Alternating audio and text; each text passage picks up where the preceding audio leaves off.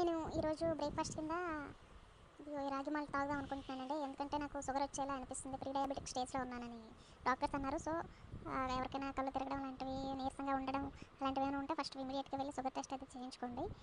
So that మనకు కొంచెం idea ఉంటుంది దేనివల్ల ఇదంతా జరుగుతుందని. అండ్ కొంచెం విటమిన్ టాబ్లెట్స్ అవి వాడితే మనకు కొంచెం హెల్తీగా ఉంటాం అనుకుంటున్నాను. సో నేనైతే ఇలా నా డేని స్టార్ట్ చేశాను. అదేవిధంగా చేసి నేను టెంపుల్కి వెళ్ళి అక్కడ శారీస్ అయితే సేల్కి పెట్టారండి అమ్మవారి గుడిలో.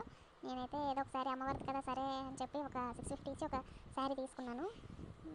ఇవన్నీ చూస్తే ఆల్మోస్ట్ అందరూ కొనుక్కొని వెళ్ళిపోయారు. నేను కొంచెం లేట్గా వెళ్ళేసరికి అన్నీ అయిపోయి అది నేనైతే నెయ్యితో ఒత్తులు చేద్దాం అనుకున్నానండి. ఐస్ క్రీమ్ ట్రేలో వేశాను.